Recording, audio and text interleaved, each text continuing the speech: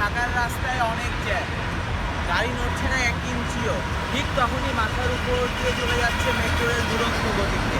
হ্যাঁ, আমি আজকে কথা বলছি বাংলাদেশের প্রথম মেট্রো রেল ঢাকার MRT6 লাইন নিয়ে।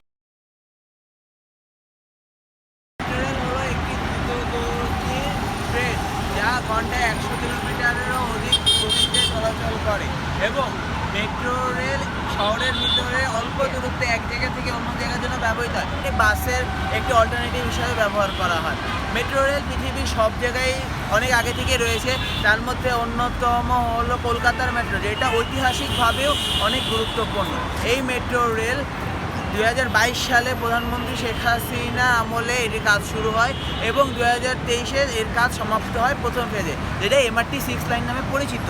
এবং এই বৈদ্যুতিক ট্রেন এর 16টি স্টেশন রয়েছে। সেটি উত্তরা থেকে মতিঝিল যায় মাত্র 30 মিনিটে, 100 কিলোমিটার। এবং এই 100 কিলোমিটার প্রতি ঘন্টায় স্পিডে উত্তরা থেকে মতিঝিল যেতে সময় লাগে মাত্র 30 মিনিট। এবং তার মধ্যে রয়েছে 16টি স্টেশন। এর মধ্যে গুরুত্বপূর্ণ স্টেশনগুলো কাজীপাড়া, শেওড়াপাড়া, মিরপুর 10, পূরবী, কারণ বাজার, মতিঝিল এবং সবশেষ কমলা। বাসের কন্ট্রাক্টরের সাথে ঝগড়া বা ভাড়া নিয়ে ঝগড়া হয় একটি দৈনন্দিন ব্যাপারে পরিণত হয়েছিল বাংলাদেশের মানুষের জন্য।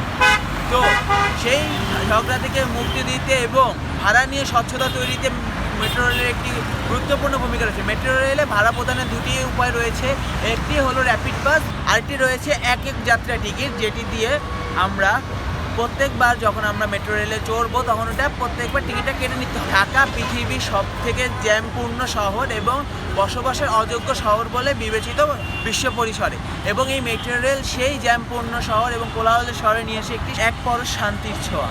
এবং এই শান্তির মধ্যেই এই মেট্রো রেলের গর্জন হয়ে উঠুক ঢাকাবাসীর জন্য একটি প্রাণবন্ত উপাখ্যান। বাংলাদেশ মেট্রো রেল হওয়ার পরে ঢাকাবাসীরা অনেকগুলো সুবিধার সম্মুখীন, সবথেকে সুবিধার সম্মুখীন হয়েছে বাংলাদেশ।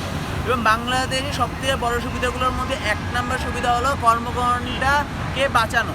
বাংলাদেশে হিউজ পরিমাণের কর্মঘণ্টা এই জ্যামে বসে থাকার কারণে নষ্ট হয়ে যায়, যেটা বাংলাদেশের জিডিপিতে খুব খারাপ প্রভাব রাখত। কিন্তু এই মেট্রো রেল হওয়ার ফলে সেই সকল কর্মঘণ্টাকে কাজে রূপান্তর করা যাচ্ছে, যার ফলে সেই সকল কর্মঘণ্টা থেকে অর্থ বাংলাদেশের জাতীয় প্রবৃদ্ধি অথবা জিডিপিতে অন্তর্ভুক্ত হচ্ছে। এবং দ্বিতীয়, ঢাকার মানুষ 2 নম্বর যে সুবিধাটা পেয়েছে বাংলাদেশ, বিশেষ করে বাংলাদেশে ঢাকা পৃথিবীর সব থেকে দূষিত শহরগুলোর মধ্যে 1 নম্বর, দ্বিতীয়তে রয়েছে নয়াদিল্লি। কিন্তু মেট্রো রেল পরিবেশ বান্ধব এবং বিদ্যুৎ দিয়ে চলার কারণে সেই যে গ্যাসের কালো ধোঁয়া বা তেল পোড়ানো যে কালো ধোঁয়া ইঞ্জিন থেকে বিভিন্ন ধরনের, যেমন গাড়ি, বাস এবং ট্রেন থেকে বের হয়, সেটি মেট্রো রেল থেকে বের হয় না, যার ফলশ্রুতিতে দূষণ কম হয়। এই কারণে মেট্রো রেলকে পরিবেশ বান্ধব যানও বলা হয়। এবং এই পরিবেশ বান্ধব যানের কারণে একে বাসের উপর চাপ কমেছে উত্তরা থেকে মতিঝিল রুটে এবং পরিবেশের উপরও চাপ কমেছে। অবশেষে একটা কথাই বলতে চাই, ঢাকার মেট্রো রেল বাংলাদেশে আধুনিকতার প্রতীক এবং আশা করি বাংলাদেশে এরকম প্রত্যেকটি বিভাগীয় শহর, রংপুর, রাজশাহী, সিলেট, চট্টগ্রাম, খুলনা, বরিশাল এবং ময়মনসিংহে মেট্রো রেল হবে। এবং ঢাকার মেট্রো রেল করে থাকে, তাহলে আপনার চলার অভিজ্ঞতা কমেন্টে লিখে দেন। যদি ভিডিওটি ভালো লাগে তাহলে একটি লাইক দিন এবং সাবস্ক্রাইব করুন বাংলাদেশ এরকম ইনফরমেটিভ ভিডিও পাওয়ার জন্য, এবং ভিডিওটি বন্ধুদের সাথে শেয়ার করে ট্যাগ করুন। Thank you.